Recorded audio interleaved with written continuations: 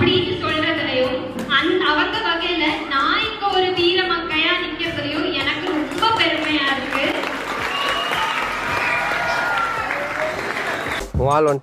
எங்கடா இப்பயே போய் சொல்லிட்டு இருடா, ஏன்டா இவ்வளவு அவசரப்படுற?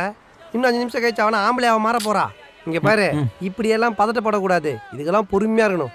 இதுவரைக்கும் அரசியல் பிளாட்ஃபார்ம் அப்படின்னாலே அது பெண்களுக்கு ஒரு சேஃப் இல்லாத பிளாட்ஃபார்ம் அப்படின்னு நினைச்சிட்டு இருக்க நிறைய பெண்களும் சரி, நிறைய ஆண்கள் எங்க வீட்டு லேடிஸ் வந்துட்டு அரசியல் பிளாட்ஃபார்முக்கு போனா அது அவங்களுக்கு சேஃப் இருக்காது, கொஞ்சம் கூட அது சேஃப் இல்லை அப்படின்னு நினைச்ச பல ஜென்ஸ் இப்போ ஆண்கள் என்னோட தங்கச்சி பேர் எடுத்துக்கோங்க, அவங்க வந்து வேலை செய்வாங்க. என் ஒய்ஃப் பேர் நீங்க எடுத்துக்கோங்க, அவங்க வந்து இருமாப்ல நீ என்ன கேட்க போறேன்னு எனக்கு தெரியும்.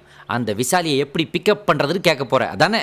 அது மாப்பிள்ள, இந்த மெட்ராஸ் பொண்ணுங்களே இன்டர்நெட்டு, இமெயில், எஸ்எம்எஸ், இந்த கவிதை கட்டுரை இதிலெல்லாம் பயங்கர வீக்னஸ்.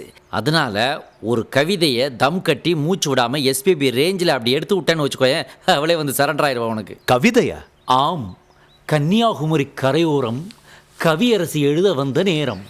அவர் கடலை சாப்பிடுவதற்காக திரும்பிய அந்த கேப்பில் காற்றில் தவழ்ந்து வந்து கவிதை சுமந்து வந்த காகிதம் இது.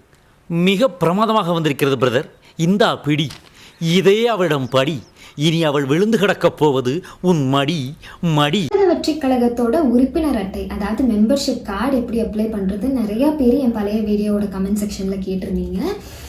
நான் இந்த வீடியோவுக்கு கீழே கேப்ஷனில் ஒரு லிங்க் ஒன்று பின் பண்ணியிருக்கேன்.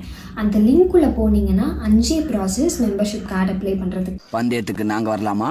தாராளமா, இவனை தவிர யார் வேணாலும் வரலாம். காலங்காத்தால உனக்கு குறவழி வரைக்கும் சோத்த போட்டு வண்டியில ஏத்திட்டு வந்ததுக்கு உன்னால என்ன பண்ண முடியுமோ அதை பண்ணிட்டேன். தேங்க்யூ.